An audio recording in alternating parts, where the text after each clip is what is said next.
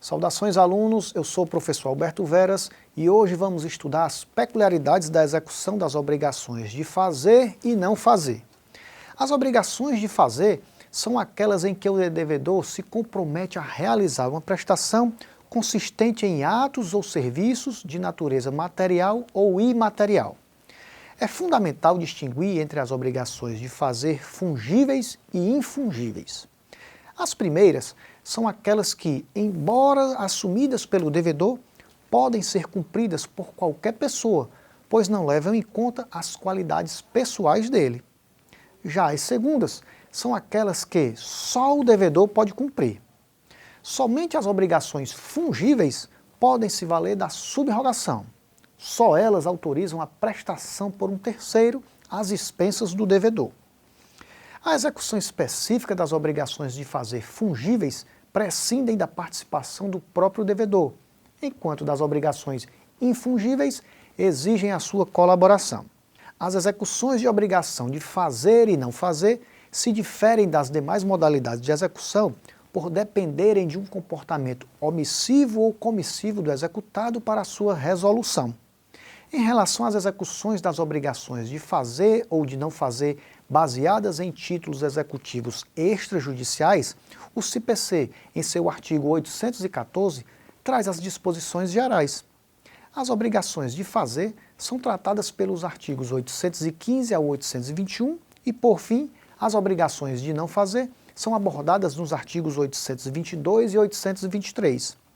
No âmbito das disposições gerais, o artigo 814 prevê a possibilidade de multa para compelir o executado a fazer ou não fazer, cabendo ao magistrado fixá-la desde o recebimento da petição inicial, estipulando a data a partir da qual será devida.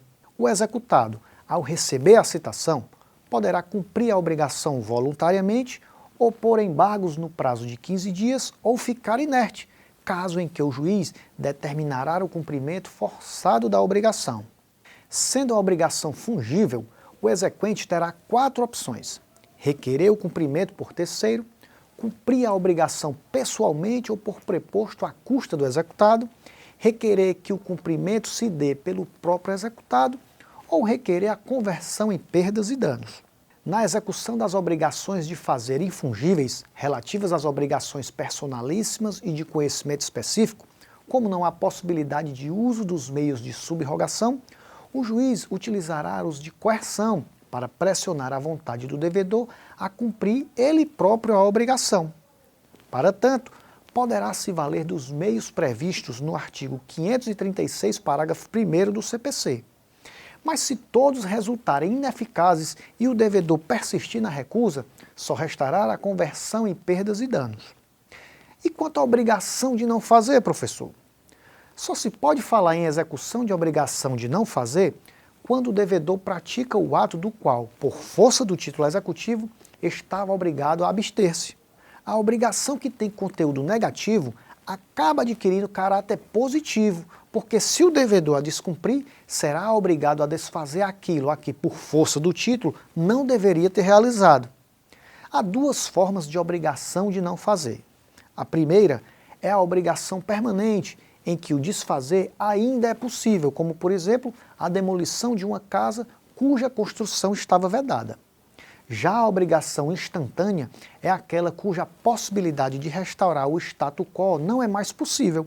Um exemplo disso é uma emissora de TV que estava impossibilitada de passar determinada reportagem. Desta forma, a obrigação se resolve somente por perdas e danos. E assim, concluímos a nossa aula de hoje com essa breve observação. Não deixe de consultar o seu material disponibilizado em sua área do aluno, que traz maiores detalhes acerca dos tópicos aqui estudados. Todo esforço tem a sua recompensa, então atenção às suas metas. Bons estudos e nos vemos no nosso próximo encontro.